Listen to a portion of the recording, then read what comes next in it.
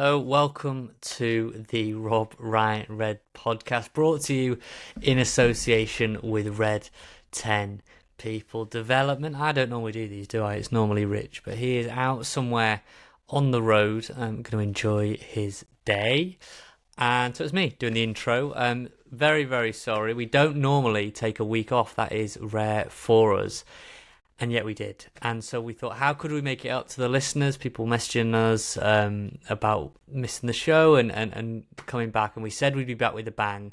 And so what better way to bring it back than with two-time player of the year, two-time goal of the season winner, Luke Young, who's joined the show for an exclusive chat this week about his Wrexham career, 6 years at the racecourse after moving up from Torquay.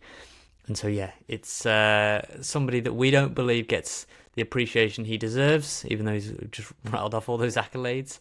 But we chat to him about all sorts, about joining under Sam Ricketts, about Dean Keates and the I Love Luke Young video, the FA Cup, the highs and lows of that for him, and all about his teammates. So you can learn about James McLean, Arthur Okonkwo, Jordan Davies, and plenty others. So without further ado, here's to you, Luke Young.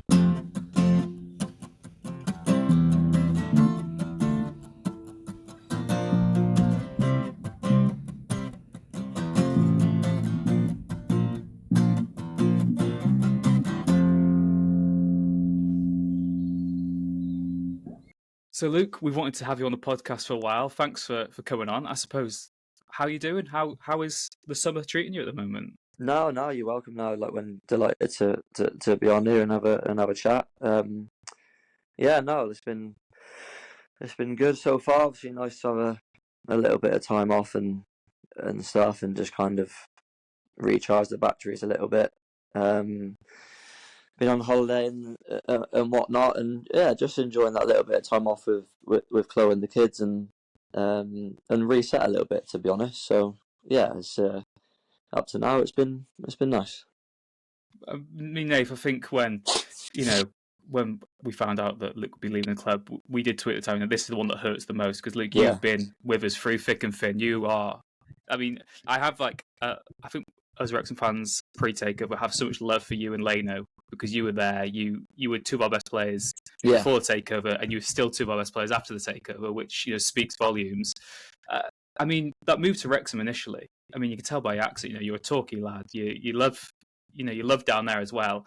When the opportunity to Wrexham came, we all remember you for that wonder goal you scored against us at Plainmoor, which was an absolute stonker. It absolutely crushed us, I think. That was the final day of the season, maybe?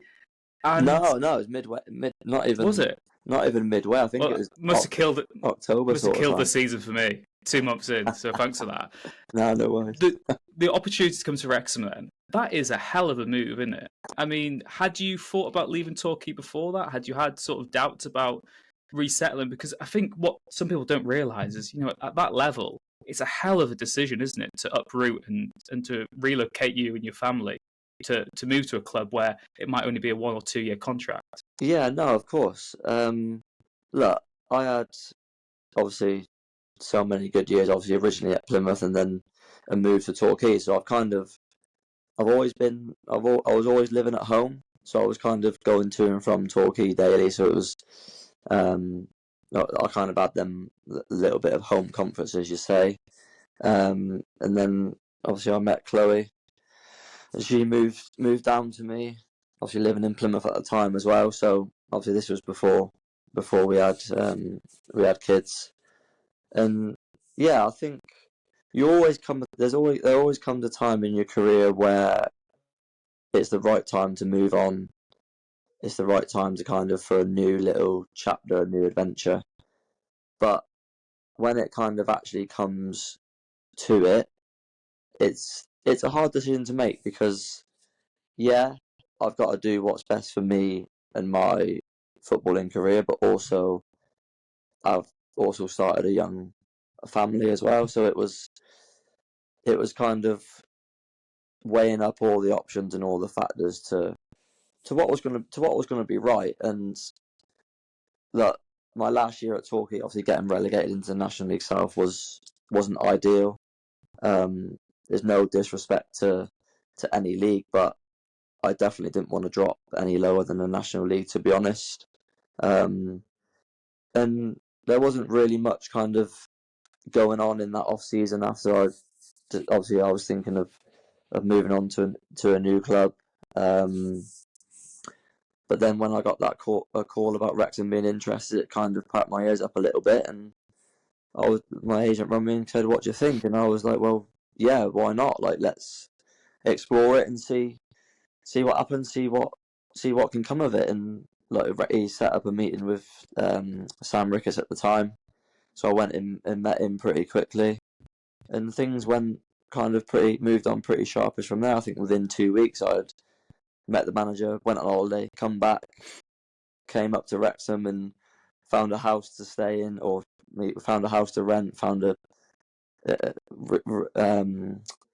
familiarised ourselves with the area and stuff, and went and signed, and it kind of all happened really quickly, and and I think that's probably a good thing because you didn't have much time to think about it. It wasn't until you kind of got up here and got settled where it kind of had to start sinking in that we've made that decision to do it, and like it wasn't just my decision to do it. It was mine and Chloe's as well.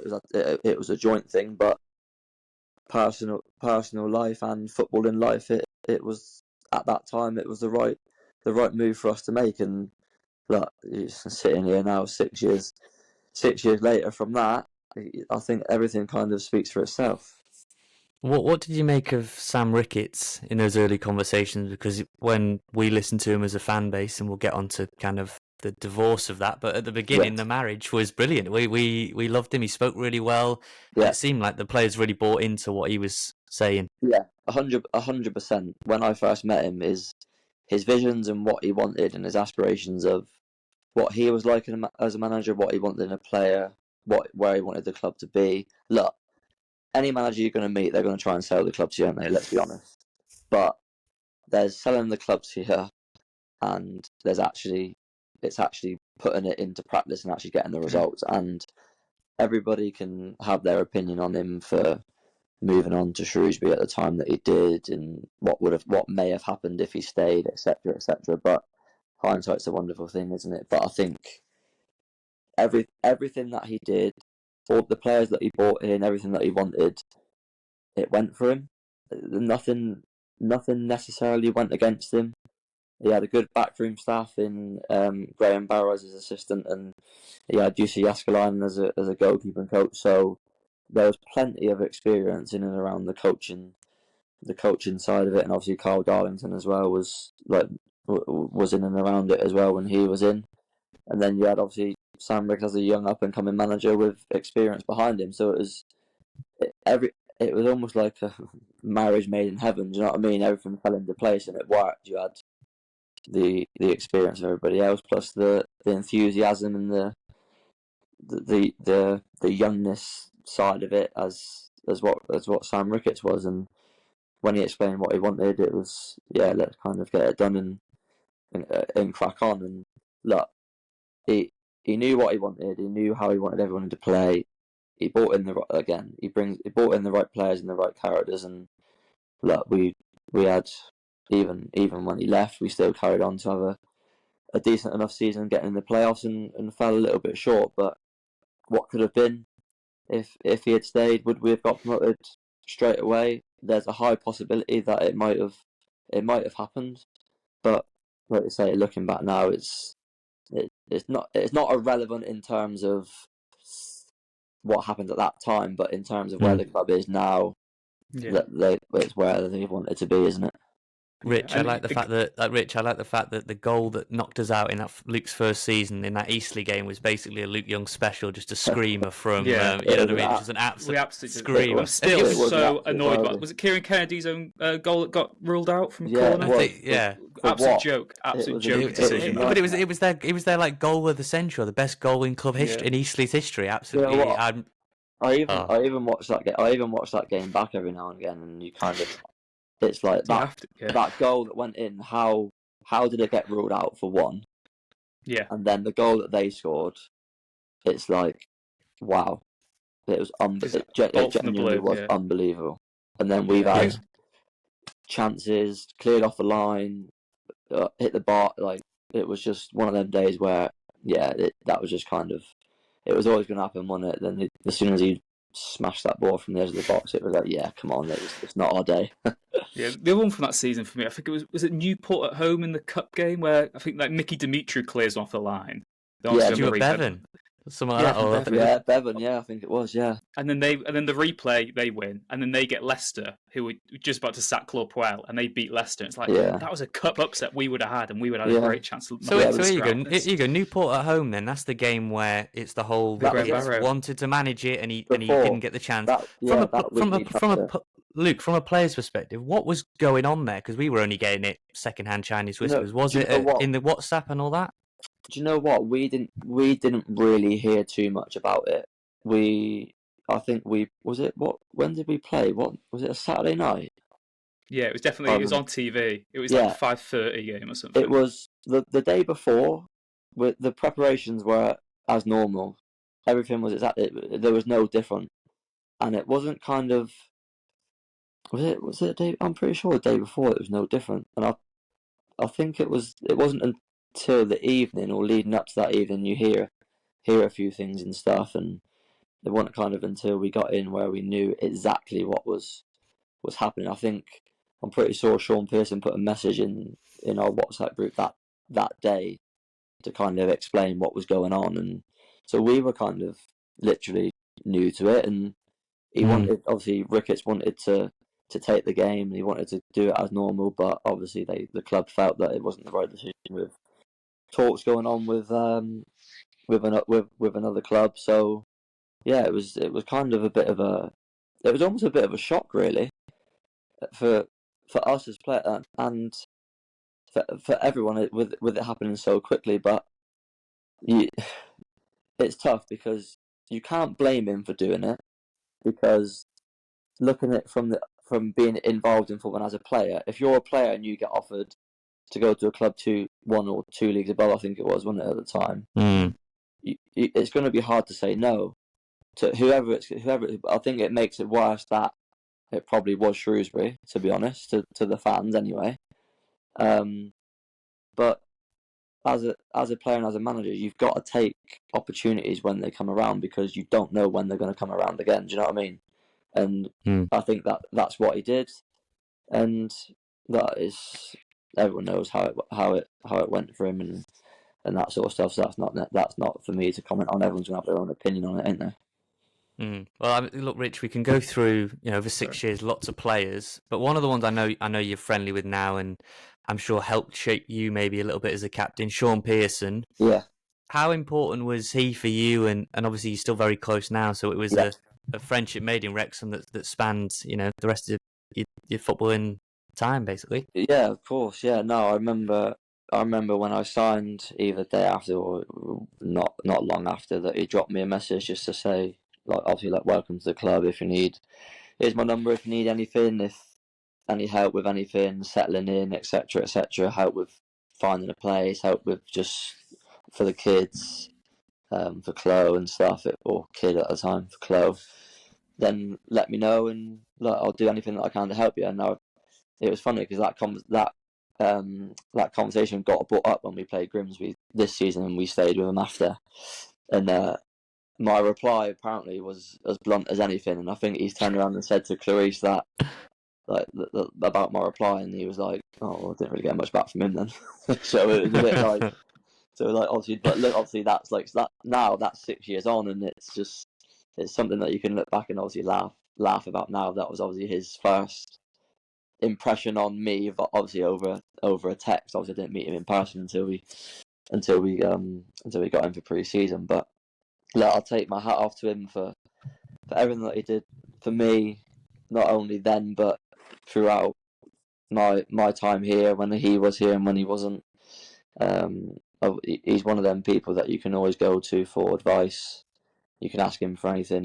He knows a lot about things. He's very switched on with football and without football, and he's one of them people that you'd always want to stay in touch with and stay in contact with, and that you don't always make you make friends in football, but you don't always make friends that you can kind of make friends for life. Do you know what I mean? Like that you chat to constantly, you meet up and that sort of stuff. Obviously, I've made so many friends in football and people that I know that I can drop a message to and have a chat with and stuff. But there's always certain people that you have that little bit more of a connection with, and obviously like we meet up and the kids and Chloe and the Clarice and that, they get on like a house on fire. The kids play lovely, and it's just like I take my hat off to him for giving that time and effort that he put into me. There's a handful of players that you can choose, but yeah, I've had a conversation with him in this off season as well about things, about what to do, him giving advice on what he thinks I should do, and he just gives you an honest answer. Do you know what I mean? And it's not easy to do that. Like if I asked him an opinion on, I don't know, how I played in the game or how do you think I did, he'd tell me if I played well, but he'd probably also tell me if I didn't think you had a good game. Do you know what I mean? Like he'd be honest in all aspects, and I think we speak not like daily, but regularly enough to stay in touch and we get on really well, which is nice.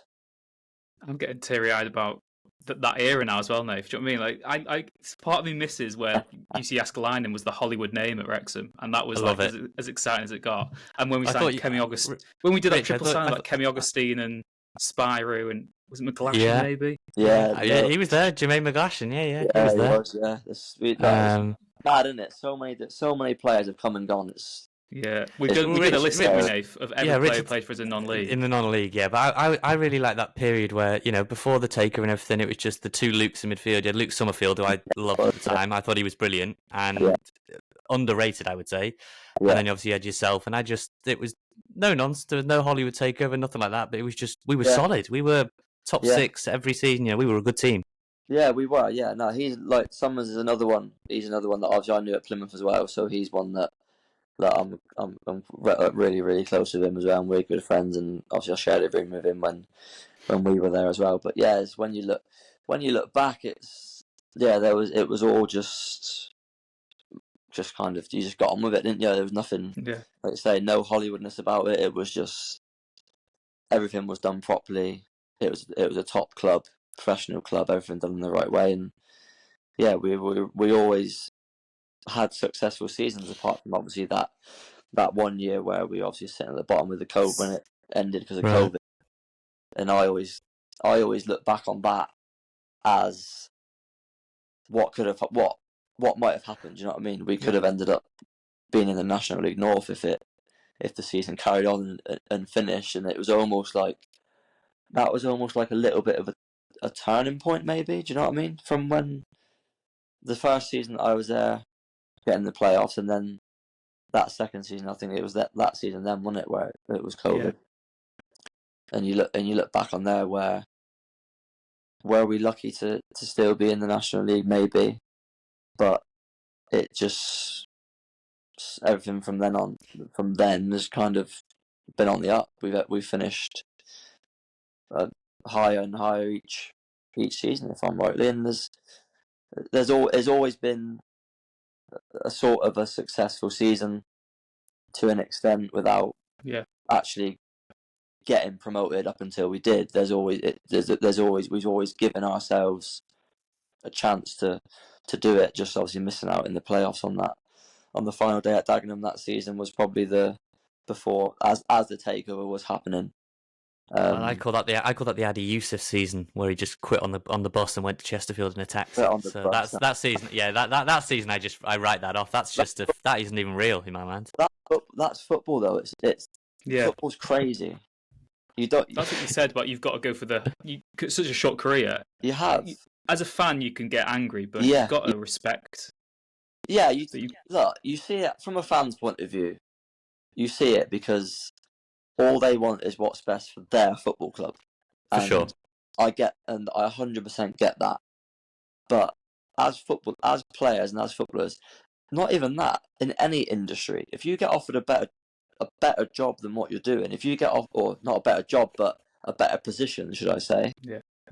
You're going to take it. If you get a pay rise from another, you're going to take it. Like, you've got to get the most out of your career, and especially as a footballer, and make as much money as you can to have behind you, to then be able to provide for your family. And I think, that I've never seen personally. I've never seen anything like that before. So it was quite. Oh, he's getting off the bus and off he goes. Like, and you chuckle at it now, but at the time you didn't really know what to do. You didn't know how to react, and it was crazy. Well, we enjoyed it because he's basically declared himself an insomniac. No sleep until he scored, wasn't it, Rich? And he didn't score for weeks and weeks. So he barely slept, the poor lad.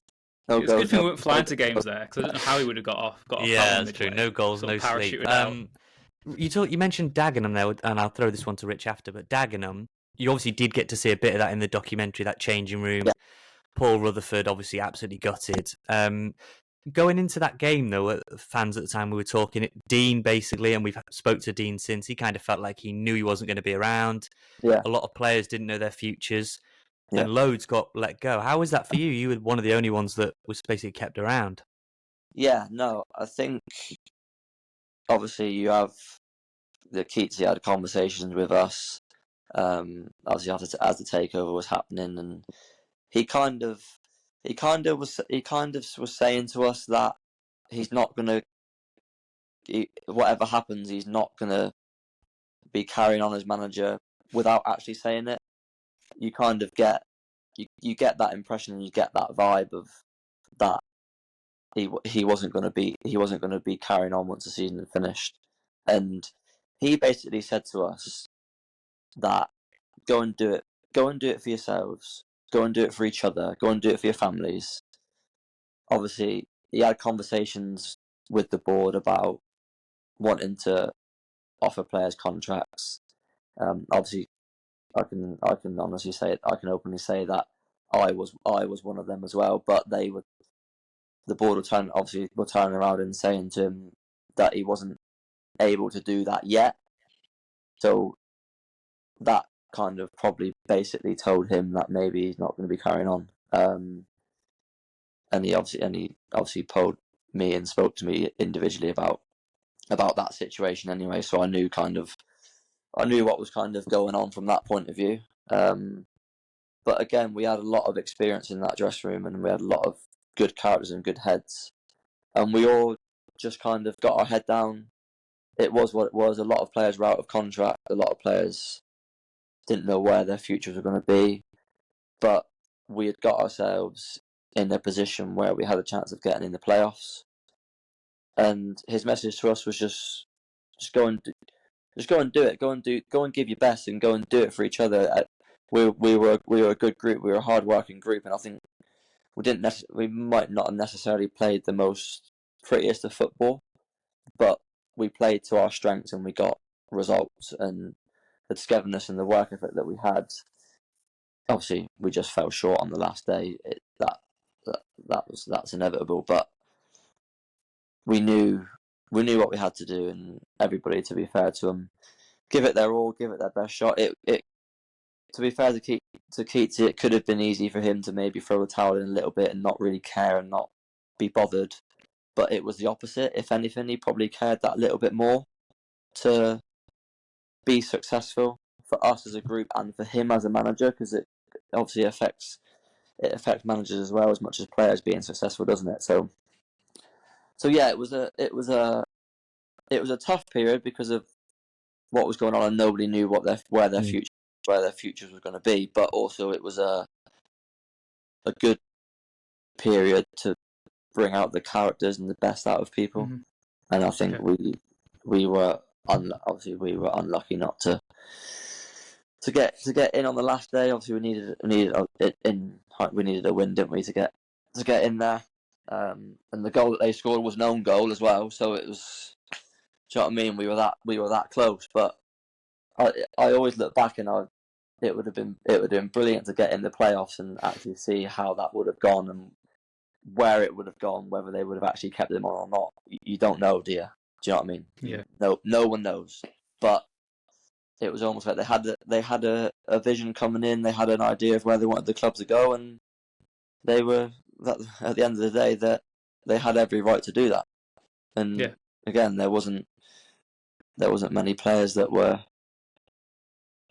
left to stay. Obviously, I was fortunate to be one of them, but there was a lot of players that ended up getting let go. And again, it's just football at the end of the day. New era, new people have new ideas of who they want to bring in, and people come and go, unfortunately.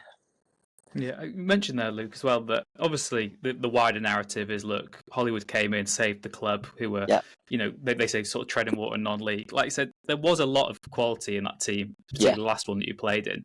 Definitely. Just for you, maybe, pre-takeover, who were your teammates who shone really for you and you think were as good as any, really? Because obviously now the calibre of player is different to what we were attracted back then, but that's not to say that you were just playing with sort of players no one had heard of. You were still part of a very talented team, weren't you? Was there anyone who stood out?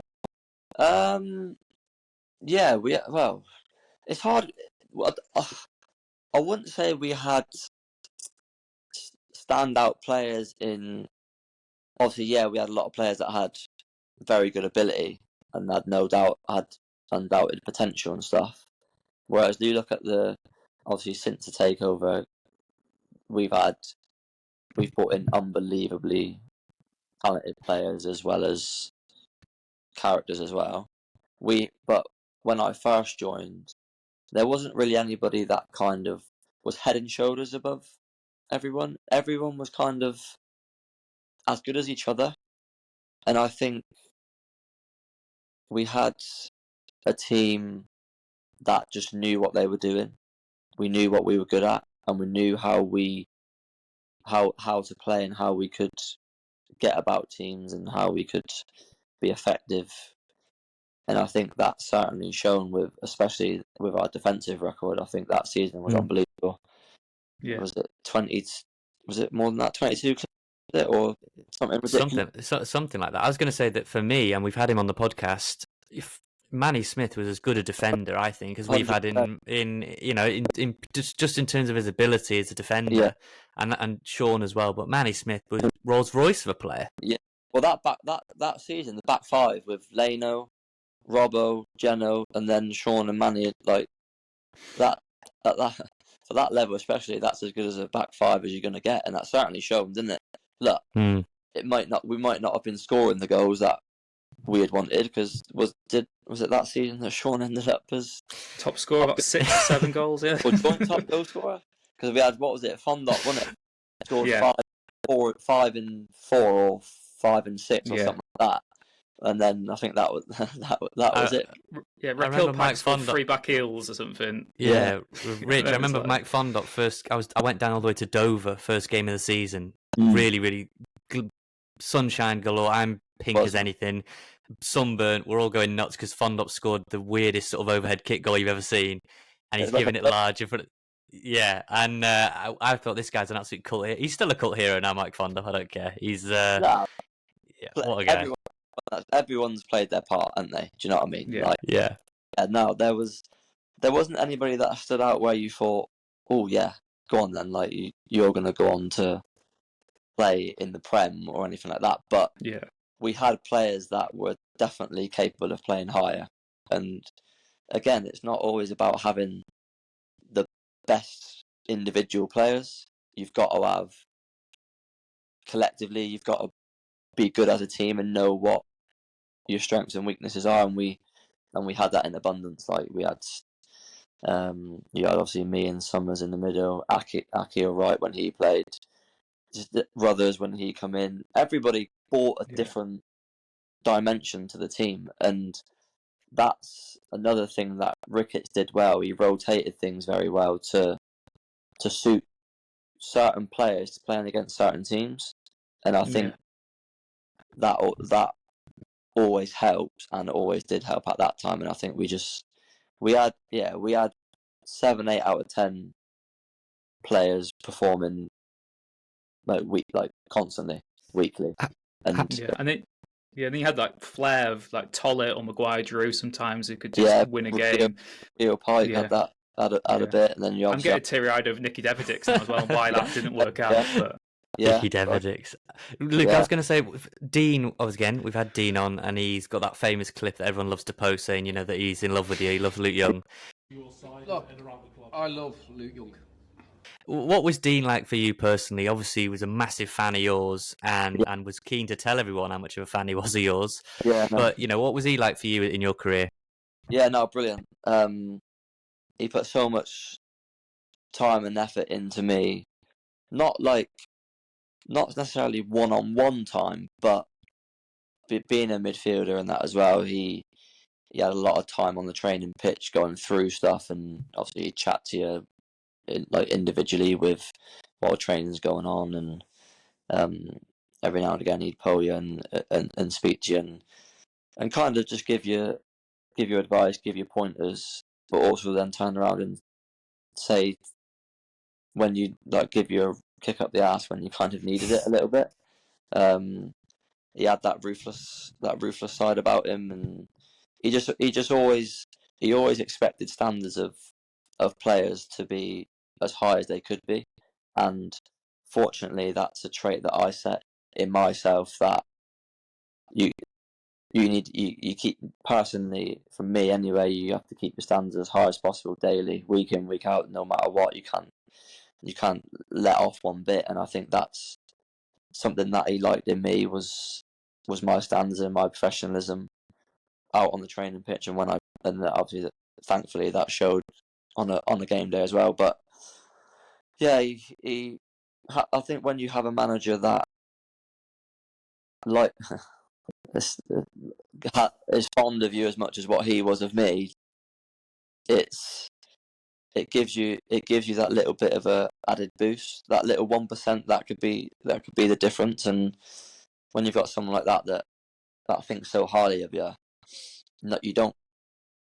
I'll try not to get carried away and get big headed thinking, well, I've got a manager that likes me, I'm going to be constantly playing no matter what I do, because it's never the case, and never has been, and never will be in my eyes, whoever is the manager, I think.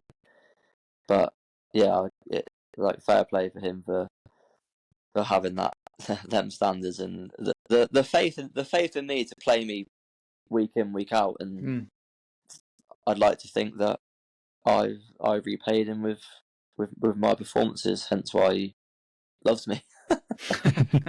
Quite modest there, yeah. I mean, like I said as well, I think him being a midfielder, he appreciates the dirty work you do, and because I feel like, personally as well, I think me and Nathan say that you are quite often taken for granted for in the Wrexham team, because you do things that no one really sees, and if you score one goal or do a good slide tackle, people appreciate that. But there'll be lots of games where you just keep the ball ticking over, you make the right decisions, make the right moves, open space up for other people. Sort of. Yeah, I'm not. Yeah, I know what I'm like as a player. I'm not gonna dribble past 4 or 5 players, do 5 step overs and whip it in. Do you know what I mean? I'm not gonna necessarily take people on, but I just try and stick to what I know, what I'm good at, and it's getting, obviously, fitness levels, getting about the pitch, getting a foot in, covering for people that end up being out of position, and getting your mate out of the shit, as you say. Like I try and do kind of the dirty work. Yeah, I also feel one other thing I was going to say, Nave, I wasn't sure how to sort of link it in, because there's games post takeover where I remember this happening, but I can't think of the specific games. Right. But the sort of games where I felt that we were lacking a bit of directness in the final third, and you just have a shot from 25, 30 yards, it would sort of unnerve their goalkeeper and just lift the whole crowd, and then we'd go on and score. I think it might have been that maybe when we beat Halifax, like 3-1 in the season we lost in the playoffs. I seem to remember it in one of the cup games as well, where we were being a bit too fancy on the ball, trying to score a perfect goal. You just have a shot, it would unnerve the goalkeeper, and the whole race course would just rise. Yeah. And sometimes you just need that. You just need that directness. Yeah, you do. Yeah, and you need that little bit of urgency in a game just to kind of lift not only yourself, the players, and the fans. Whether it's, like you say, whether it is a shot from 20, 30 yards that just misses, or it's a bar, or that tackle that you make that good tackle, or it's just little things that I just try and keep it as simple as possible, but try and be not too simple, and just be effective in my own way, and let the flair players go and do what what they're good at, and I'll do what I'm good at, and hopefully try and win the ball and feed them, and keep things ticking over, and just try and be in the right place at the right time, really. And yeah, as you say, a lot of that does go unnoticed. Like, don't get me wrong, but that it doesn't phase me. Like, I just do. Do you know what I mean? I just do what I do, and yeah.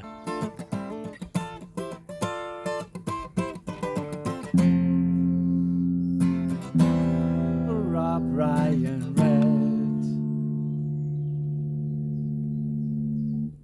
Luke, then, so one thing I was thinking, you've been there 6 years, your positioning, I felt like slightly changed. Maybe you were slightly more attacking at some point, then you were a defensive midfielder, then you maybe on the right of the three sometimes, you had Elliot off the left. How did you see the role change, and what do you think, I guess, was your best position? You could do all of them, but I mean, I don't know what you felt more comfortable in.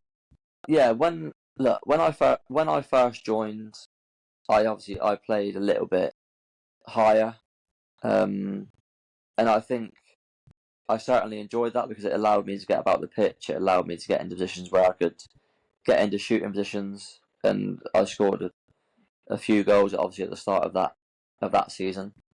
And I also played. I remember a couple of games I played in the number 10 behind the striker as well. So it was playing a bit higher up was nice. And then it's almost like I've kind of made my way back a little bit as my years have gone on, but also not to the point where that's all I can do.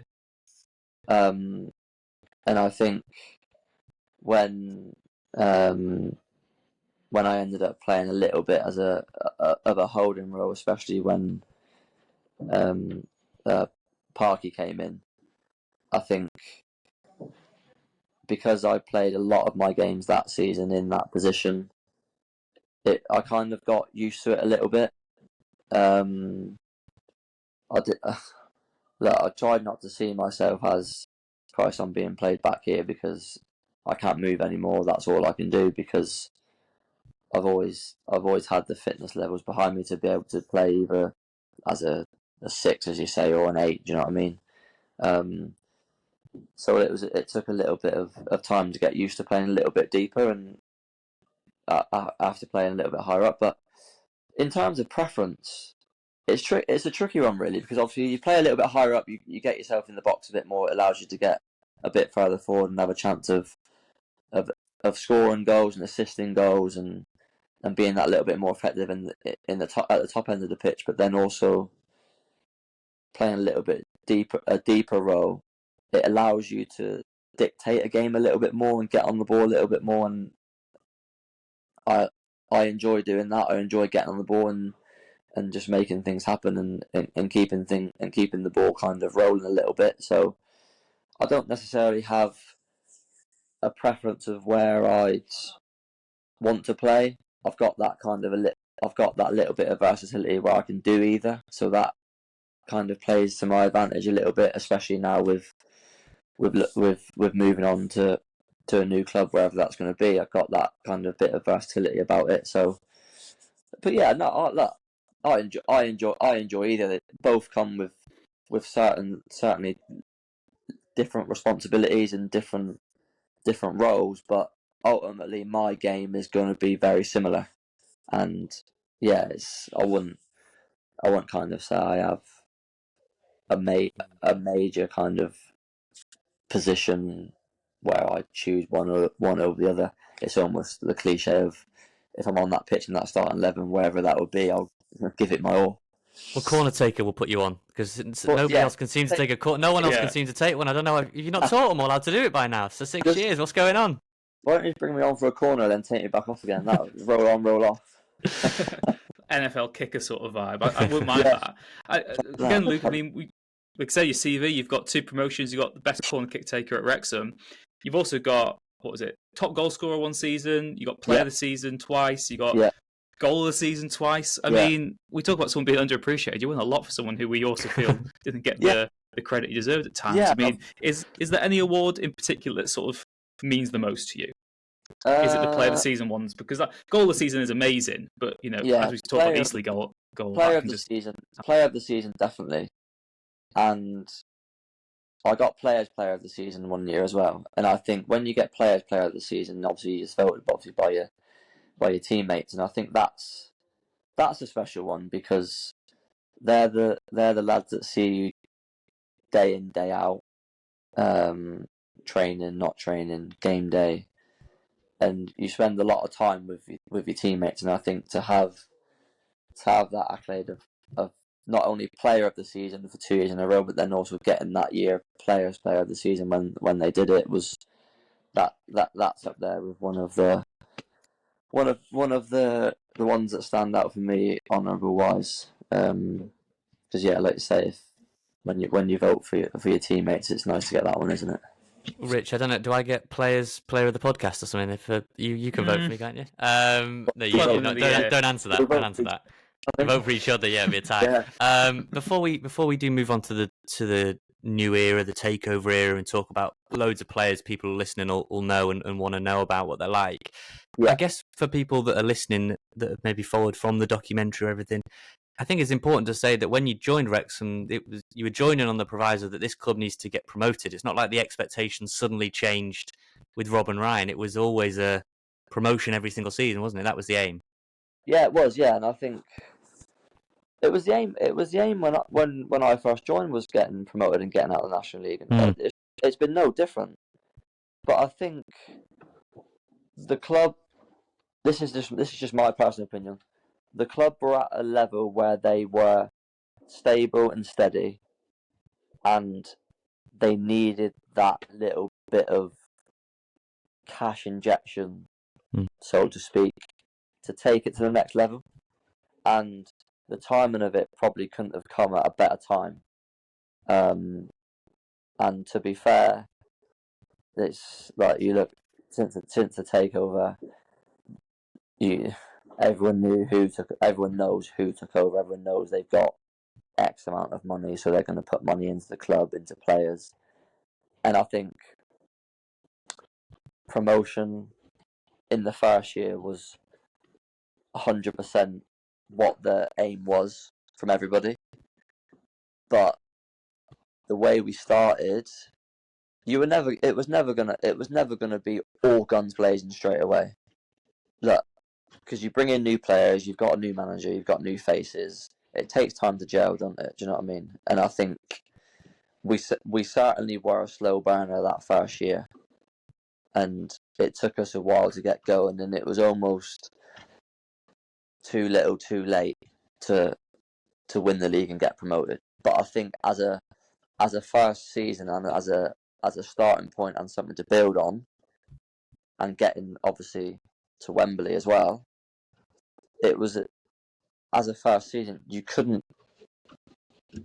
argue with that too much. I don't think it was unsuccessful from what we wanted to achieve, but successful from everything that's gone on with the club in that season. And I think it just then set us up then for like, we know what we need, we know how we need to play, we know what we need to do to get out of this division. And that season after then was the one that did it, and our record is there to speak for itself. And would we have got that record if Notts County weren't pushing us as much as what we were pushing them? Maybe not, because you look at Chesterfield this year, they were on our record, if not above it at one point, but they had nobody pushing them as what we had Notts County pushing us.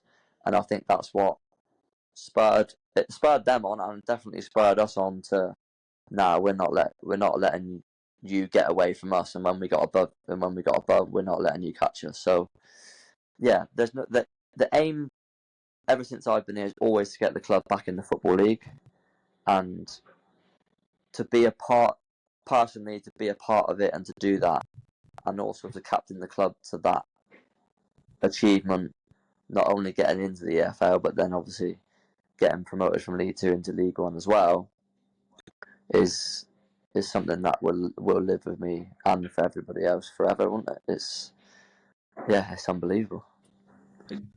Everyone, like you said, knows how the takeover happened now, how well documented it is. As a player, sort of day to day, what was the What did it change? Like, did the club just become a lot more professional quite quickly? Were your sort of daily routines getting more sort of finessed? Was there more sports science involvement? Like, what changed from you for a player's point of view? We had a camera in our face regularly. That's big. That's a big change. Did you have any concerns about the documentary at all, or were you quite happy to be a part of it? No concern. Look, at the end of the day, they come in and they're trying to do everything that they can to get the best out of a football club. And if they want to document things, they want to document things. If they want you to go and be a part of an advert, you be a part of an advert. It's all done to enhance the profile of the club. And people deal with it differently with cameras, and in fact, like, you try and be as natural as you can, but ultimately it's so hard, like, just to try and to get on with it, especially that first year anyway. But then you get used to it. You know that they're there and they're always going to be about, and then it's almost like they're not there then. Do you know what I mean? So you get used to it. But there were certainly changes very quickly with players and staff as well. Bringing in Kev physio, having a man of his knowledge, of his stature and where he's been, that certainly stamped an authority on the club to where they want to go. And when you work, obviously, touch wood, I hardly got injured, so I didn't really see how he worked on a day-to-day basis. But from lads getting injured, and when I did obviously pick up that injury, he knows what he's talking about. He knows his stuff, and he brought in a lot of staff and a couple of sports scientists that know what they're doing. They trying to do everything right with fitness testing, injury prevention, recovery, tapering sessions down when it needed tapered down, intensity when it needed to be intense. It was all tailored specifically to get the best out of everybody, and it doesn't just happen overnight. It took time to implement that, to get everybody used to what we wanted to do, where the club wanted to go. Everyone knew that it wanted to go as high as possible, but you can't just click your fingers and flick a light switch and it just happen. It takes time, and after that first season, you just saw things start to change, and it was all for the better and for the best of the club and the best of the lads, really. Just trying to give us as much as they physically can give us without taking the mick with it and being like too like in your face with stuff, and too demanding. Piling so much. You're a footballer, aren't you? At the end of the day, that's and it was just little things that they tried to do and tried to implement. And yeah, when you're bringing in top players and top staff, the club's only wanting to go one way, and at the minute it's certainly done it. This wasn't in the documentary, but I was pretty critical at the time. Obviously, I'm Luke Young's number one fan, number two behind Dean Keates. Behind Dean Keates, but I wasn't that impressed at the time of the decision to co-captain. I just never heard of that personally. In terms of you already got a captain, Ben Tozer comes in, who's also been a captain. I wasn't very happy about that at the time. What did you make of that? And kind of, obviously, I would change I ate humble pie. I thought it worked well in the end, the dynamic. Yeah. But what did you make of that at the time, and how did you find Ben to work sort of in tandem with? This is taking Ben out of the equation first. At the time, I didn't really know how to take it. I kind of had a couple of people say to me, "Oh, what do you think?" I don't know. I can't see why has he done that? Like, you're the captain. Why is he making both of you like a captain? And I kind of had to go away and think about it a little bit. And I obviously spoke to Chloe about it, and I kind of said how I felt a little bit. I kind of didn't really know how to take it, what approach to take. Did I want to go and see the manager and ask him his opinion on it, to why he wants two captains, when he named me as captain first? but I didn't. I just kind of got on with it. I kind of as I do, and just kind of let it take its natural shape and its natural course, and it worked out to be to probably be a very good decision, because I'm not a captain that's going to be off the pitch, that's going to be shouting at people, keeping the standards up, making sure people are doing things right. It was almost like Ben did that. He kind of did all the sorting out the fights, sorting out all the like, we did the bonuses together and that sort of stuff, which you do. But he kind of was doing all the nitty gritty stuff. If something needed to be addressed with either the gaffer or above board with Sean Harvey, then he kind of took all them responsibilities upon himself to do, but would always include me in it when it was a decision needed to be made. But he was the one that did all them stuff, and I take my hat off to him for doing that and taking that upon himself to do all that side of stuff. And it almost kind of left me knowing that if I'm playing, I'm leading the team out.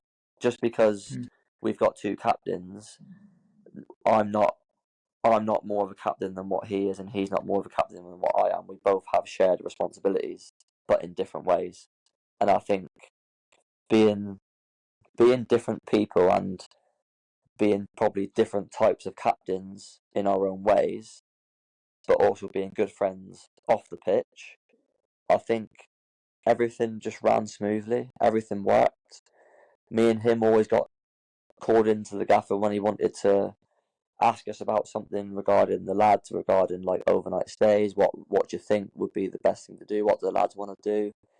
It was never just me or just him, unless it was on a footballing note or a personal note. Then that's what would happen. But we had a good relationship with each other, and it genuinely worked. And I think because we were good friends anyway, that's probably why it worked so well. It might have been a bit different if, say, that I'm not the person that I am, and you've got someone that's, no, I'm the captain. I'm not happy with that. Then that could ruffle a few feathers and cause a bit of upset in the dressing room. But that didn't happen. I'm not like that, and it seemed everything went smoothly, I think.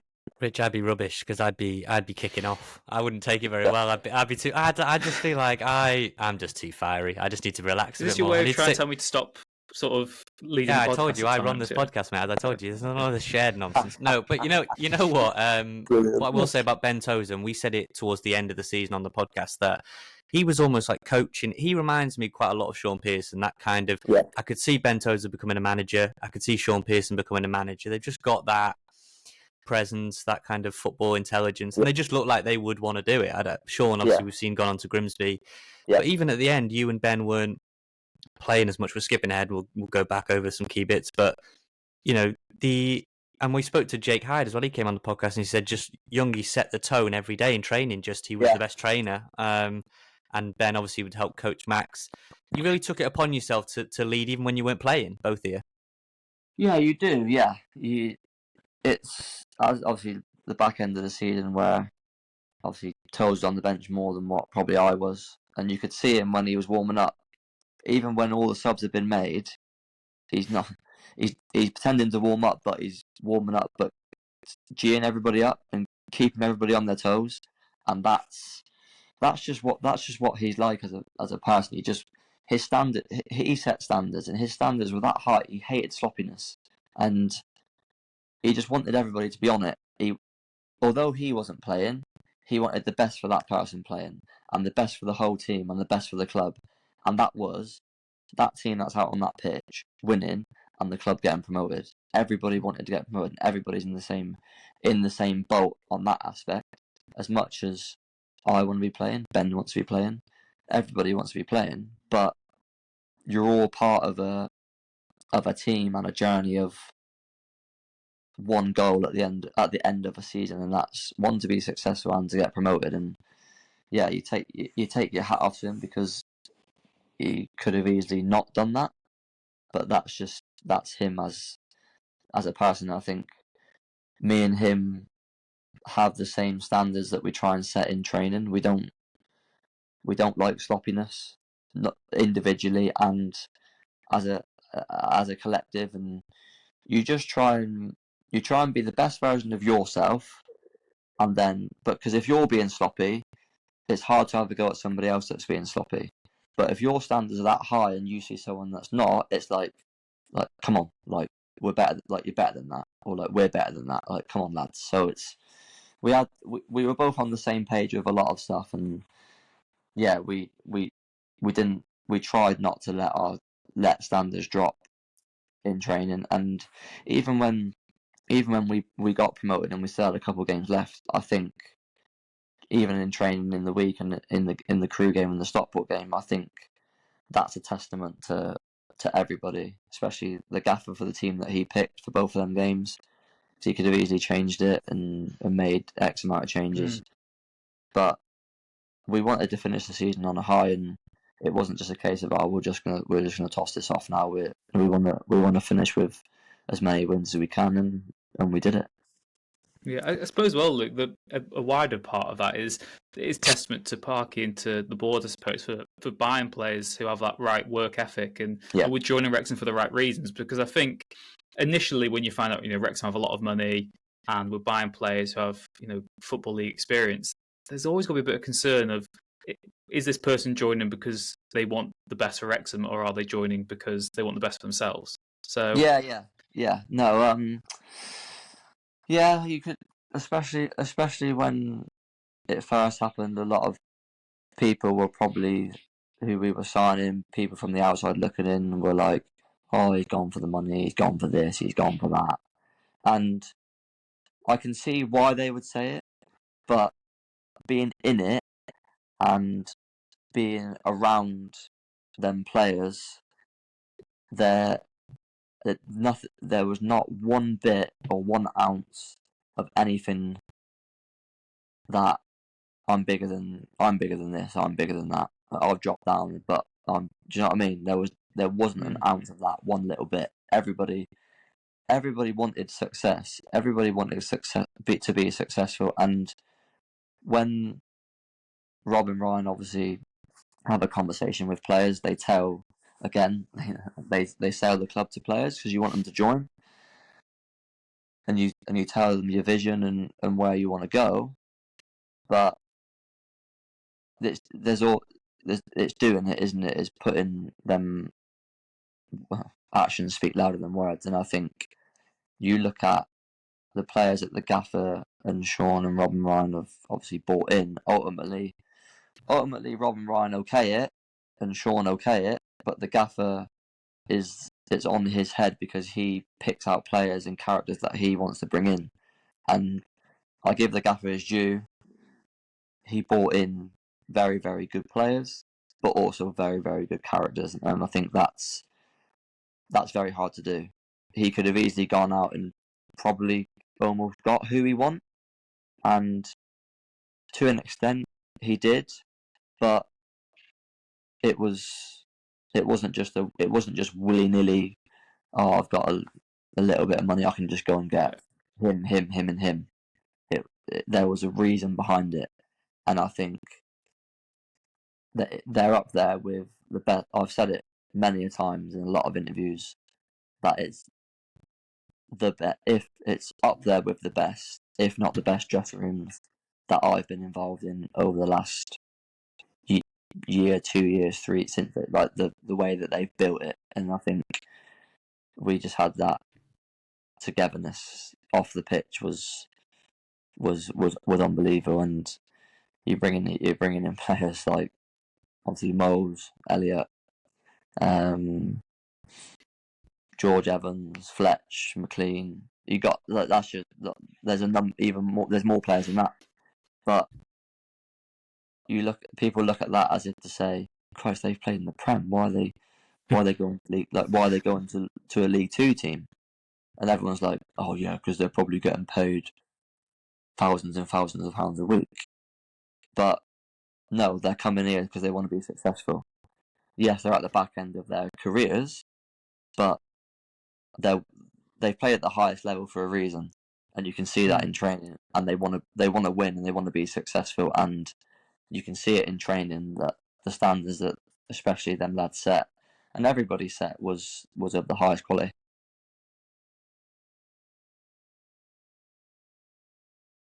Rich, we've got to try and pack a lot into a short amount of time left. But before we get onto teammates, because people are going to want to know about McLean and Arthur and Stephen Fletcher and all these great players that you played with. We went to Torquay, didn't we, Rich? And we had a jolly old time. And we saw Andy Cannon on the Ferris wheel with Mullin before the game, so we knew we were taking it super serious. Everyone was relaxed. Yeah. You were sat a few rows in front of me that day, Luke, and I was disappointed for you. I was probably more disappointed than you were for it. But for you to not be out there in what is going to be the final game of the National League, did that sting a bit, or were you really just you were okay with it? Obviously, I think if it was against any other club, it would have probably just been like, yeah, just brush it off, and it is what it is, like one of them things. But I think with it being against Torquay, and obviously we won the league the week before, it would have been lovely to go out and play against my former club. Obviously, get the guard of honour that we got, and it was almost like a party atmosphere from our point of view, wasn't it? And just go and enjoy it. But again, the gaffer makes his decisions for a reason, and at the end of the day, whether you like it or not, you've just got to get on with it, and you just got to accept it. And it was one of them things. He wanted to give a couple of the other lads an opportunity that ain't played or ain't been involved that much to kind of be involved and be on the bench. And yeah, it was, looking back, obviously it would have been nice to play, but again, it's just one of them things that you have to deal with in your career. You have to deal with certain aspects and certain decisions that managers make, and that was one of them, unfortunately. But handing out Cadbury's buttons to his kids in front of me, Rich. I was trying to flag some of the free sweets. He was like, I will see where he is, and they'd get the sweets off in a few rows down. You can't be a captain because you'd be so bitter about it, wouldn't you? And this is Luke putting the team for himself again. Luke's actually putting me to shame here because I'm angry on his behalf, and he's actually very chill with it. You're probably more angry than what I am. Yeah, I'm angry on his behalf, and he's fine with it. He's handing out Dairy Milk buttons or whatever, and he's all right with it. Rich, go on then. You can pick the first player, but let's pick some teammates from the current crop. What I wanted to go into first was, go on. Because obviously Luke mentioned it just then, 2 questions ago, was Robin Ryan gave sort of sales pitches to lots of players who were coming in, and you're one of the few who were there already. So did you speak specifically with just Robin Ryan at all? Or no. when was your first sort of interaction with them? Oh, Lord. Would it just be after a game or something, maybe? No, so what it was, obviously I got offered my contract. This was even before the gaffer got announced. So obviously I was in conversation with Sean Harvey then about a new deal and stuff. So he was the one that I was liaising with about a new contract at the time. So I had no conversations with Rob or Ryan prior to that, and it wasn't until that I got announced as captain where Rob rang me one night. Obviously, with the time difference, I was in bed asleep, so obviously I didn't see him until the morning. He rang me and then obviously messaged me straight after. He just kind of reached out just to say like congratulations on being a named captain and so on and so forth. So that was the first time that I had kind of had any sort of contact with them. And then obviously throughout the season they come over. Obviously then you reach out to them for maybe like a bit of advice or something along the lines. You get a message every now and again after a game if you played well. If you've won, they email you a messenger to say like well played and that sort of stuff. So they're always in conversation with you and always able to reach out to. But yeah, it was certainly different for the lads that were coming to the club that were being signed rather than me being here. They would have had a little bit more of a conversation with them prior to signing than what I did. And were you fans of both of them before they took over the club? Were you like, because we've said this before, haven't we, Nath, that I knew who Ryan Reynolds' name was, but I can't say I ever watched one of his films. I knew who Rob was more than Ryan, but were you starstruck yourself, Luke, or were they just sort of names? No, I knew who Ryan was, not so much Rob until you obviously look into it a little bit more. I think I'd watched one of Ryan's films, however long ago, but which one it was, I'm not sure. But yeah, when you kind of find out that it's actually two people of that calibre taking over a football club, you do pinch yourself a little bit, and you do kind of wonder, why? Is it true? And until it's actually done, obviously, yes, it is true, because obviously people are going to me, is it true that Ryan Reynolds is taking over your club with Rob Brackett? And it's like, well, you probably know as much as what I do, and at the minute, that's the names that have been pinging about. As soon as they take over, it's like, have you met him? Have you spoke to him? This or that? It's like, come on, like I know who they are, but they let them do what they've got to do and take over the club. And then when people find out that you have met him and that, they're like, oh my god, like they're so like starstruck. And at first, it's a little bit daunting knowing who they are and that you haven't met them yet. And then when you do, it's like, but then as soon as you meet them and you're speaking to them, they're like genuine people. Like they really are, and you take your hat off to them for putting the time and the effort that they have done into this football club, not only from a footballing point of view, but also a community point of view as well. Everything that they've done is for the best of the club and the town, and they're doing that in abundance, and I'm sure they'll carry on doing that in the future as well. Right, Rich, we've still got to get some teammates through, and we've got an FA Cup highs and lows to talk about. So come on, you pick the first player that you want to get the inside scoop on. Who do you want to know about? Yeah. Should we go current team? That James McLean. He's one of my favourite players at the moment. What is he like? Because we always see after every single game, he just seems to go to the gym and work out for another 3-4 hours. Like, how much of a just model pro is James McLean, and how much of a good laugh is he? Because brilliant. There's the James McLean that you see in the media that people want to paint this perception. What is he like as a guy? Yeah, no, lovely guy, brilliant. Like, he's so down to earth, so humble, and he works his ass off. He really does. He's constantly in the gym, constantly working hard. Before training, he's in the gym for God, I don't even know how long. He's up there, but he's up there when I get in, and he's still in there within half an hour before we go to training. So he's he's in there for at least 45 minutes to an hour, like daily, and then he does whatever he does when he's away from the football club. But that's a testament to himself for keeping himself in the shape that he is, to be able to perform at the highest level possible that he's performed at. There's a reason for that. And not just ability, but his attitude and his application off the pitch and keeping himself in shape and working hard, and his physique's it's phenomenal. You take your hat off to him, and he just comes in every day, and he's just him. Like, works hard. He's up for a laugh. He'll speak his mind. If he's got something to say, he'll say it. He's not afraid to upset the apple cart a little bit, but not in a way where you're gonna kind of not be friendly with anybody, if that makes sense.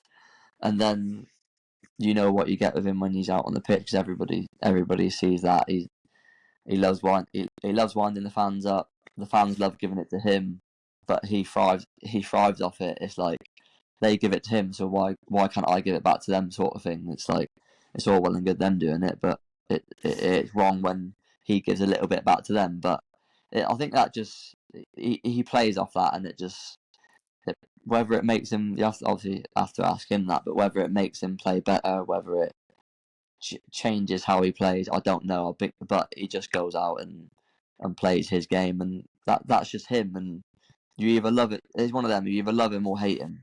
If he's your player and you're a teammate of his, you're gonna love him. Or if you know him as on a friendly note, you're gonna love him. But probably if you have no idea what he's like, you think, nah, on that pitch, you're a nasty bastard. You get stuck in. You're giving me jip. You're this. You're that. You're getting just it's him. It's brilliant, and I love him. Love him to bits, and I know Chloe and Erin get on really well, and they stay in touch. So whether obviously we'll stay in touch with them, hopefully we do. But yeah, no, he is a great lad. Very much enjoyed the fact that he was giving jip to Anthony Ford for inviting him to his wedding because it was ruining his training regime. So that was that's what I mean, little things like that, isn't it? It's brilliant, and the banter that him and Andy have as well is. That's who I was going to pick. I was going to pick Andy. I mean, Andy seems the most curious character because he seems like he's not all switched on. I don't know. He just seems to get so much stick from the lads that he's seen Lions and he's this and that, but he's something unlocked with him this season. He just seems like he's happy. He's got this bromance. Everything's clicked for him. I think it helps that you're settled, isn't it? And I think he come into the club after getting promoted with Stockport, and obviously it took him a while to get himself going, get himself in the team, and yeah, obviously he has that switch in him where if he's not happy, then you kind of know that he's not happy with his like facial expressions and that sort of stuff. But everybody deals with things differently, don't they? And that was one of the ways that obviously he dealt with it. If he's got something to go and say to the manager or whoever, go and get it off his chest, and that's that. But yeah, he's certainly a character with the stories that he comes out with, and just the way that he is as a. You need people like that. He's not got a care, not got a care in the world is the wrong way to look at it. But I think he's just that relaxed and he's just himself. And if people want to criticize him for what he does or what he looks, he just laughs it off and gets on with it. It's like, yeah, I'm me, and that's that. But you can, obviously on the other side of that, you can have a conversation and have a serious conversation, and he knows when to be serious and he knows when to have a laugh and have a joke about. And he's just one of them. He's one of them characters that you need people like that in the dressing room. It just keeps the camaraderie there when when you're on a bit of a low, and he's almost like he walks in the dressing room and you look at him with his smile on his face, and it's like, yeah, just kind of one of them that just lifts you a little bit. And yeah, he has a lot of people that take the mick out of him, to be honest, for being ginger and whatnot. But again, like he gets on with everybody. Everybody else gets on with him. He's certainly come into his own at the back end of the season before last, and even more so this season after a little bit of probably of a slow start for him personally. But he kicked on and was one. If up there with one of our better players come the back half of the season, and yeah, like fair play for him for sticking at it, keeping his head down, and he certainly reaped the rewards. It's not a trophy on his cabinet, but we did both say he was our player of the year, wasn't he, Rich? So he's got nothing to show for that. But I mean, if he likes it, then he's our player of the year. Yeah, no, there's certainly you could have given it to a number of players, to be honest, but. Yeah, he probably whether he thought that he felt was a bit unlucky not to get it, I don't know. But I'm more mad for Andy than he is of himself. I'm just too rich. I'm too bitter for all these players. It's not normal. It's not healthy. I'm too into it. It's not healthy. You're too into it, mate. That's what it is. Right, Rich, who do you want to pick? Which teammate? I know you've got one player in midfield that you love that is a certain Gorgeous George. I do love Gorgeous George, but what I want to say is one of my favourite Luke Young moments is after the Ben Foster penalty save, where you just smash the ball 100 yards into the uni. I was going to say we haven't mentioned sort of Notts County, the Boreham Wood game, or even Ben Foster signing. I mean, a quick word on what it was like when Foster signed, because that was quite weird, wasn't it? A crazy moment. You hear talk about him signing, and you think, nah, it's not going to happen. And then obviously nothing gets announced that he has signed, and then you walk into the club and into the canteen to have breakfast, and there he is eating breakfast, and it's like, right, yeah, we've just signed Ben Foster. So yeah, it was again, it was a surreal moment, and again, it shown the caliber of players that the club can attract, and that he's not necessarily going to come and do it for the money, is he? Because he's made his money in his career, and again played at the highest level possible. But you sell a player a vision and an ambition of a club, and everyone wanted to be a part of it, and he certainly wanted to be a part of it, and again played certainly a big role in getting us promoted, especially with that defining penalty save that probably not won us the league, but it was a big step towards it. And yeah, again he said things that he's been in a lot of dressing rooms again in his career, and he's seen a lot of high caliber players, and not necessarily, I wouldn't say not enjoyed being in the dressing room, but he maybe come across a lot of big time players, as the word is, but he said himself that he came into a dressing room that was all like with normal people and normal players, and he said it was just a breath of fresh air for him just to come in and be a part of a good group, which I've reiterated before about the togetherness and the characters that we had, and yeah, he come in and fitted in very well. Talking of selling people on a vision, then Rob McElhenney yesterday, or we're recording on this on the Monday, on the Sunday, Rob McElhenney was talking about selling the dream to Arthur Okonkwo. Came in on loan, probably one of the only people quieter than Luke in the dressing room. Probably he didn't say much at all. What was your opinion on Arthur? And do you think there's a chance? There's a chance he might come back. I don't see why not. I think when he come in, I think his first game was it the Newcastle game on the 21s. Did he play that game? If I remember rightly. And yeah, look, again, as a goalkeeper, it's tricky in it because you don't necessarily know what type of goalie they are, how they are, what their strengths are. Do they have any weaknesses?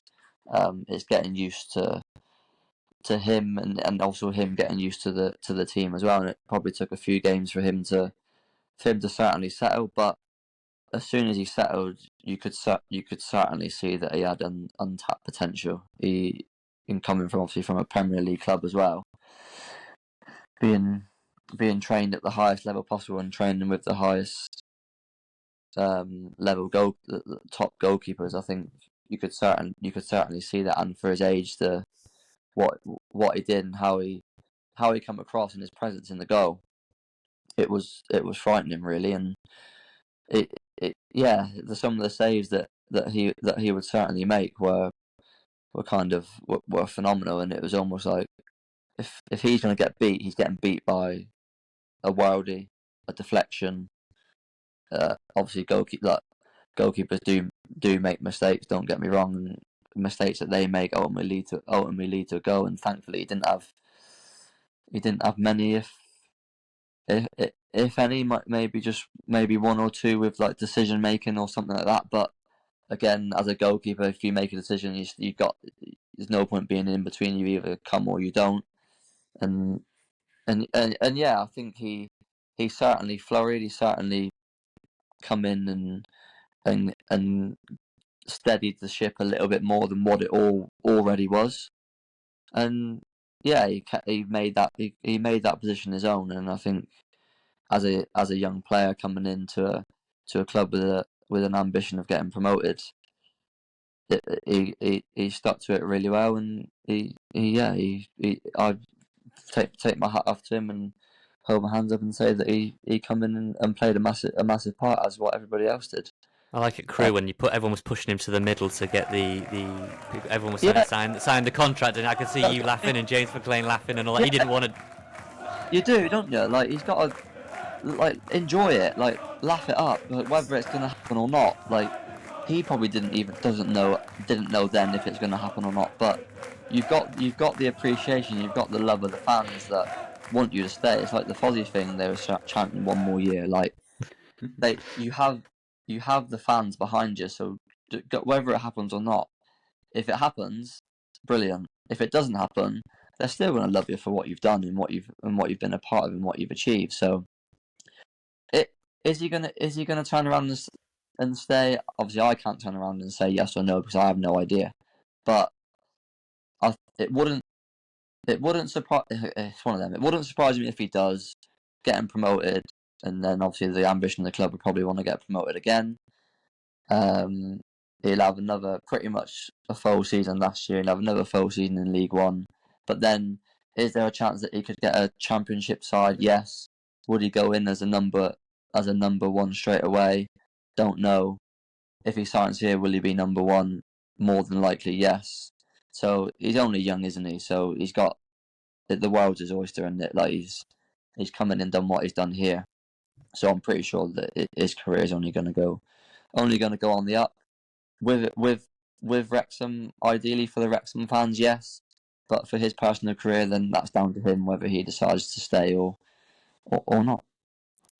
Yeah, Rich, I was going to say some quick fire ones maybe to end. Okay, very quickly before you do that, then I just wanted to ask about Jordan Davies. He called you a legend when it came out. He was I like now. There's so much written about Wrexham that it was Wrexham style break silence about first player to break silence about exit, and it was just Jordan Davies' tweet saying legend. We're being honest, and I know he would say the same if he was on here now. He would say that this season wasn't at the level that he would have hoped for. He's been in and out the team and whatever, but he's clearly very, very talented. And I know that he maybe gets a little bit more. I'll say this, not going to make you say it, but he maybe gets a little bit more stick because he's from Wrexham and because it means a lot. People are very critical of him and his effort and things.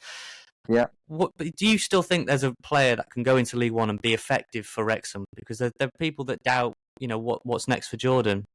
Yeah, no, I do. Yeah. There's no doubt about George's ability. There's no doubt about that he's got something special. I think from his point of view, he just needs to have that head down, hard work, and just give himself the best opportunity to give the manager a headache and say, we all know that I've got the ability, but I'm going to show you now that I can run, because the gaffer's hard on running stats, and especially with himself, and just go and prove to him that he can do it. And I know full well that he can do it. It's down to him to obviously put that work and put that effort in, which I know that he was doing at the back end of the season. I know that because we kept on like chatting, and we were saying, "Oh, have you been for a run today?" And I was like, "Yeah, have you?" And he was like, "Yeah." So he's doing things about what he probably feels that is the side of the game that he needs to work on. That he's probably been told by other people and the manager and sports analysts maybe, and it's just waiting for that penny to drop to do it. And I really do hope that he comes back and he's firing. Look, you can't just keep running. Some people's fitness, some people's stamina, everybody's different. But you can, and there's nothing to say that he don't work hard, he doesn't run, he doesn't try, but people probably look at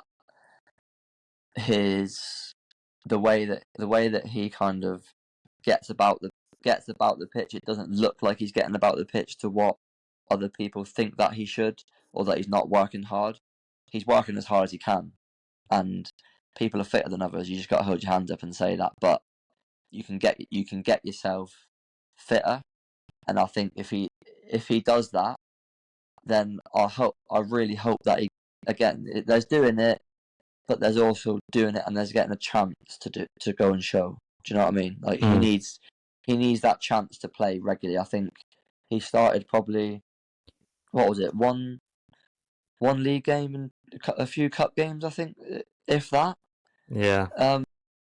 So he never really got the opportunity to play 5 or 6, 7 games in a row, and then maybe get pulled out and be like, you need to do this or you need to do that. He didn't get that opportunity, but he got he's got the ability to play at this level, no doubt, and I'll back him 100% to certainly give it a go.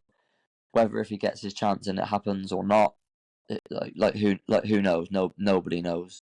But I hope that he gets his chance to do it, and I hope that he goes and proves to everybody that he can do it. And it silences a few people, because you can only do that by going out on a Saturday and Tuesday on a game day and proving people wrong. And I'll be honest with him, and I've always been honest. I've shared a room with him for 4 years, 5 years, or however long it is. So we've become, again, he's one of them friends that I've become really close with, and we've had honest conversations with each other in a room, and spoke about things football related, and different, the position that I'm in to the position that he's in, where we see ourselves going, and that sort of stuff. So he knows that I would tell him an honest opinion if he asked me a question, and likewise if I asked him a question, and that's the relationship that we got. But there's no two ways about it. He's definitely got the ability to play at this level, and he just needs that little bit of a break. So Luke, then, what was your favourite Wrexham goal during your 6 years? You scored some absolute screamers. My favourite Wrexham goal is I think it's got to be the one where I won the goal of the season. I think the volley against Bromley. I think it's got to be unreal. It's got to be the one. Not only for the type of goal that it was, but obviously it ended up being a winning goal as well. I think that's probably If Bromley as well, which some fans might not appreciate now, but was always a tough place to go as well. It was. Yeah, it was. Well, it was. We were playing. It was at home. It was at home on the edge of the box. Yeah. I was going to say that one Dagenham away, you curl it from, I don't know how far out you are, but top corner. That's ridiculous. Yeah, that's ridiculous. Yeah. Dagenham. And also for the most unorthodox Luke Young goal of all time, potentially the most unorthodox goal ever scored in football, away at Maidstone, which seemed to go out of the universe and come back. I don't know what happened there. Just smashed it. It went up into unbelievable. I just ran onto it and thought, keeper's out here. I'm gonna give this a little left foot swinger and see what happens. And it's almost like waiting for an age for that to drop, and I'm thinking, yes, it's just dropped in. But no, the Bromley one's probably the Bromley one's probably the pick, and then like you say, you've got the Dagenham one, the Maidstone one that are one, and even going on like a sort of like a technique-y goal was the older shot at home. The one where it come across in COVID, the one where it come across my body and stuff. That was a good goal from obviously me watching it, thinking like it's a good technique sort of goal. But the Bromley one would probably be the one. Yeah, if I had to choose. What would you say is your favourite FA Cup memory? Because we've had some great ones over the years. I'm going to assume you're not going to say Newport away, but Coventry, is that up there? That came up in conversation earlier, didn't it? And I almost said we'll forget about the replay. Yeah, I didn't want to mention it. I knew that would come up eventually. Coventry away. That has to be the standout one, doesn't it? Like it's got to be Championship club. We're sitting at the top or top of the league at that time. 4,500 fans. Everybody probably outside looking in, writing us off, thinking that we're going to get battered. We'd written us off on the way in through the turnstile. Yeah, we weren't we, Rich? We said it's over here. What's this team selection? I think everybody might have done, apart from us as the players. And I think we took the game. Look, they had a lot of the ball and a lot of possession, especially in the back end of the second half. But we, even with 10 men, but we took the game to them. Like we were going there, complete underdogs, nothing to lose. So go and test ourselves against the best players, a decent Championship side, and see where we were at. And it was your ball, wasn't it? Wasn't it your ball for Sam Dolby for the opener? Yeah, I whipped that one in for him. Yeah. It's the slide tackle that game, though, for me. That's it. Slide tackles in that game. Yeah, I've had a few slide tackles in that one. That's been gift up now. That's so popular, that slide tackle. It's been gift up, and I just see it every now and again. It just comes up on the timeline. I'm like, oh yeah, wow. It's for me in that game. There's so many great moments about when Elliot scores, and I got roasted because I said it was a shot, and people were kicking off that he was across. Yeah. But I just love Tom O'Connor celebrating when he scored the third goal, and I was thinking, what is happening here? Because this is ridiculous. And then when we go 4-1 up, it's like, it's almost like, are you dreaming? Is this happening? Yeah. But when you're playing, it's like, oh my, like what a game to play in. And then it's like, they go down to 10 men, and you're thinking, nah, we're all right here. But then they seem to get better, and they almost seem to have an extra man rather than it was. And then, they bring on Gyökeres, who's just scored 30 odd goals for Sporting Lisbon. He's worth about £100 million now. And it's like, exactly, it's nuts. And then it's on a knife edge then, isn't it, with the last 15 minutes where it's 4-3, and you're thinking, oh my, come on, let's hold on. When that ball dropped on the line and he jumped on it, I'm thinking, it's hard. Little things, and it turns out to be your day. And the fans that day were unbelievable. Just as an away, and it's one of my favourites that I've ever had. It just for you as players, when you watch it about the AAA and everything, it's just amazing, isn't it? Yeah, it is. Yeah, and when home and away, we've had that backing, but that game there was the point where you think, we're giving these fans something to shout about, and they have something to shout and sing about, and they're certainly doing that. It gives you goosebumps when you watch it back, just how loud they were and how passionate and energetic they were, and rightly so. Now I want to know about that tunnel that Rich. Go on, Rich. Go ahead. I was going to say to Luke, you want to get to Billy Sharp, don't you? Basically, I want to get to Billy Sharp so bad. Carry on. No, but I was going to ask Luke, because Luke, you mentioned 2 or 3 times now that there's some games that you seem to have watched the highlights on YouTube or whatever. What is there one game in particular that stands out? I mean, was it that Boreham Wood game where all those years of hurt finally come to an end, or is there a different game that was your favourite to be involved in? No, obviously, I come across the Coventry game a fair bit. I like watching that game back.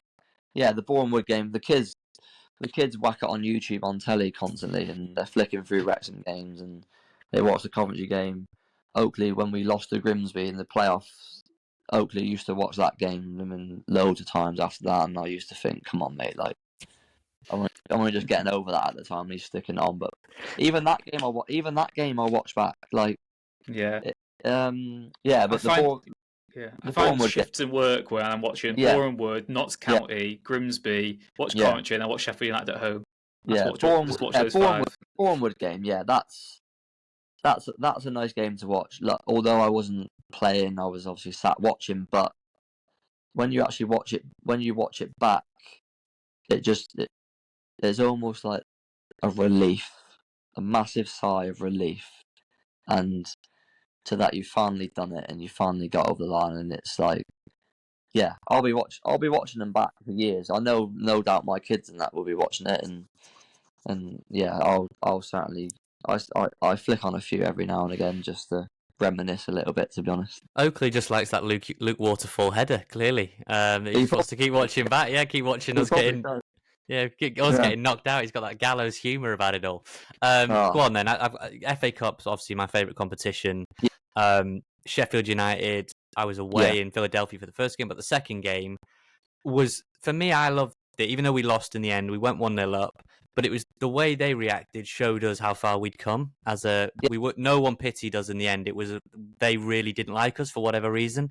What went on with Billy Sharp? Because it never made the documentary cut in the end, but clearly it was very chippy between the players all game, it seemed like.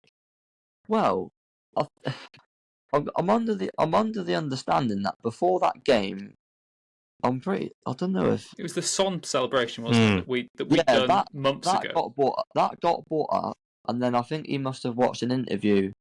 Was it an interview that I did of leading up to the replay, or someone did, and the Tottenham game got spoke about if you beat Sheffield United and that sort of stuff, and like I'm saying stuff like, it'd be lovely to get through, but we've got a game to win first. We've got to beat these, and then who knows? But that's not our focus. Our focus is the Sheffield game, and I think from what I can gather, he thought that we were going into that game thinking that we've already won, and we're talking about the Spurs game with the celebration, and it was almost like, well, they ain't played us yet, and they're talking about the Tottenham game, and it's like, well, no, it's not. We're getting asked the question about potentially playing Tottenham, which no doubt when your players probably got interviewed, you were getting asked the same question about that. But you're not going to not talk about it. But we know that we had a game to play before getting there, and that's everybody knew that we weren't there yet. But I just think that he thought that we were there already, and we forgot that we were playing them in a replay. And then I think just the way that he kind of reacted afterwards to the Wrexham fans and that, and saying whatever he was saying. I remember him and the gaffer was having a little bit of a to do on the pitch, saying stuff, and yeah, it's almost like we got under their skin a little bit, but we didn't get under their skin by being big time and thinking that we're better than them and thinking that we're already through.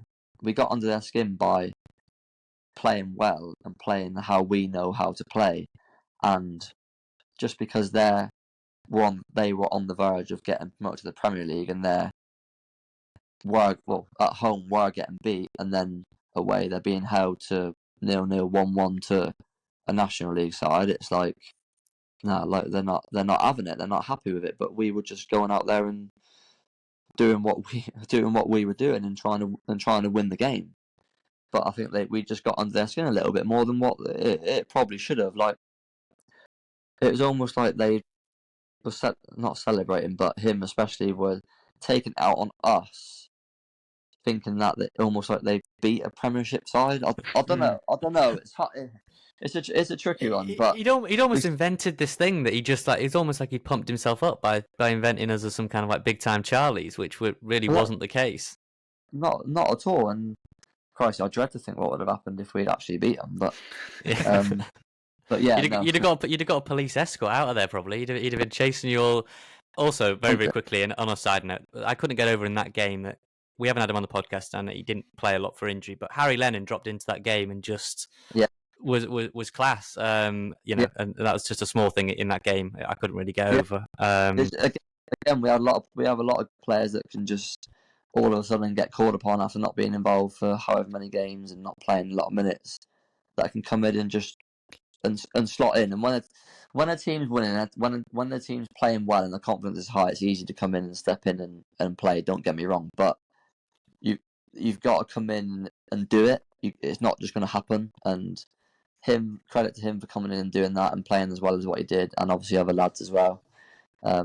Throughout the years, have always come in and gave everything. Not always worked out for everybody, but it's not through want of trying. Do you know what I mean? So let's wind it down a bit then. So, Luke, talk to us a bit about your exit, because again, I was far too angry on your behalf that there was no contract forthcoming. You were obviously absolutely fine about it. But did you think because we saw James Jones get a contract in probably the December, I think Sam Dolby got an extension around that time. Yeah. Yourself, Ben, Aaron, Jordan, there's quite a few. Callum McFadden, who apparently is the funniest squad member going, even though he was out of the 22, just an absolute nutcase. Did you sort of know you were going to get released, or did you sort of have hope near the end that there might be an offer? Honestly, it probably painted a picture for myself without actually being told. I probably knew where it was kind of going. As much as you don't want to think like that, I kind of used it as a little bit of a bit of motivation to just go out there and enjoy it. Like, be a part of a squad that's on the verge of getting promoted again. That's winning games, whether you're involved or not involved. It was like, it took me a bit of time to get used to not being involved, but I think when the penny dropped that I was probably going to be out of the squad more often than not, I kind of had a little bit of a reset with myself, just to kind of say, right, this is what's probably going to happen. This is how it's going to go. If you make the bench, if you start, brilliant. If you make the bench, it's a bonus. But there's going to be no surprises if you're not involved. And I think that probably helped me going into training, and also when I found out that I wasn't on the bench, it helped me deal with it a little bit better than what I did at the start.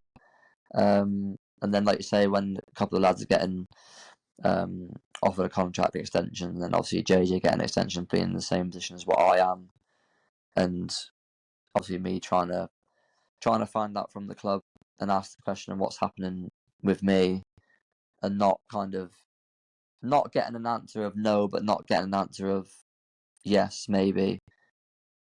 I kind of probably knew where it was going, and I think it wasn't necessarily a surprise to me, because I probably knew that it was coming. It was probably more of a surprise to everybody else from the outside. But I just think that when I looked at the bigger picture, it was probably the right time. It was probably the right time to be let go. And the gaffer was honest and said that. He was like, "It's probably time for you to move on." He was honest in saying that obviously I've not played as much as what I wanted to have this year. He didn't say that I wasn't going to play much next year, but he kind of said that obviously we're going to be bringing in players, so you might find it hard to get yourself in the team and in the squad again. And his words were, I want you to go and find somewhere where you're going to play 30, 35 games and be a regular for someone, because you've still got plenty of years left in you to do that, and you're definitely good enough to go and do it. And I think I have that bit more respect for him for telling me that they're not going to offer me something, rather than offering me another year. Him and the club knowing full well, and me knowing full well that I'm not going to be involved half as much as what I was this year, and I wasn't involved as much as I wanted to this year. So I have respect for him for turning around and saying it's time for you to move on, and the reasons why. And it's probably what a time to move on than getting back-to-back promotions and 6 years at a club, 259 appearances, back-to-back player of the seasons, goal of the seasons, and I'm ending on the highest possible high of being successful at a football club, and that's getting a promotion, not only one but two back-to-back, and having the medals to show it, having the shirts to show it, and the pictures and everything like that. It's, as much as I would have loved to have stayed to carry on the journey, I've got to look at it from my point of view. With, I feel like I've still got plenty more years in me left yet to be playing at a decent level. If I'm 4 or 5 years later on down the line and they offered me a contract another year at that time, then maybe I would have probably took it. But I don't feel I'm at that position in my career yet to certainly slow down. But I've got no bad word to say about anything, about anyone, about the club, about the fans. It's the relationship that I've brought up with everybody involved with the club is something that I probably thought that would never happen.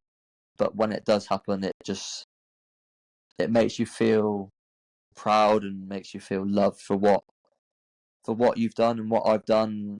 And I always say I've just come in and all I've done is just be me and do me. And if people love me for doing that, happy days. If people want to call me a club legend, call me a club legend. But I feel like I'm far from a club legend. I don't feel I am that. I've just come in and done what I've done, and it's been very successful, and I'll look back on it for years and years to come, and it would be certainly close to my heart, put it that way. I was going to ask you, Luke, as well. The final question really is, obviously, you'll always keep an eye out on Wrexham, and hopefully there'll be more games for you to watch on YouTube for the years to come. Outside sort of hat on, what do you think next season Wrexham can achieve? Do you think sort of mid-table? I mean, from our point of view, we both think that a season of stability in League One will be quite good. Yeah. Get the training ground up to speed, get the stadium sorted. From an outside thought, what do you think the ambition is for next season? Where do you realistically think we could finish? Obviously inside being having been inside it and knowing what the gaffer's like and the players are like, they're going to want to be getting in and around the top spots, or the playoff spots at least. Again, I know that for a fact. And I think realistically, can it happen? There's no reason why it can't, with obviously a few more signings, which I'm sure they'll bring in due course. But I think now that I'll be looking at it from even if I was still there as a player, probably realistically, if you finish mid-table in League One after getting promoted twice, I don't think you can look at that as a problem, as a bad season. I think the hype of everything, the highs of everything, there's gonna come a time where there's gonna be a little bit of a dip, and if that is being stable in League One for next year, I think you should snap your hand off. I think if you can stabilise yourself as a League One side for this year, maybe next year have a push. But if you can kind of get that little bit of stability for a year, 2, 3 in League One, being there or thereabouts, I think you've got to be happy. You have to be. But as a player, you want to win every game, and you're gonna go into that season thinking playoffs are minimum, and I'd be the same. 100%, I'd be the same. But you have to have your realistic head on, and a stable season in League One. You don't want to be down the bottom fighting for. If anything, you want to be in and around the top. But if you finish mid-table, I think that would be that's reasonable in my opinion. People might agree, people might disagree, but that's just my opinion. Well, look, I've had the Luke Young Appreciation Society going for 6 years. I'm gonna have to put all my eggs behind someone else now. Ryan Barnett fan club or something. I don't know. I'm lost. I don't know what to do now. I just want to say, on behalf of everyone, mate. You've given us so many years of service. You don't always get that at non-league level. No. It's always 1-2 year contracts. Yeah. I've had you for 6 years. There was nobody. Nobody was begrudging you, and you were on the shoulders of fans celebrating the promotion, and you were able to lift the trophy with Ben, and you got promoted again. I know you didn't play as much this season, but it's been a pleasure for us. I'm sure it's been a pleasure for you, and you'll be fondly remembered, mate. I hope so, and then I'm sure whether I come back and play against them or not, but I'll 100% be back with Chloe and the kids to watch a game at some, because I know that the kids will probably want to go back and see a few people and see a few faces, and as will I. So yeah, no, thanks for everything. Thanks for the support. Thanks for having me on here. It's been a good chat. The Wrexham AFC podcast with Nathan Salt and Rich Bay.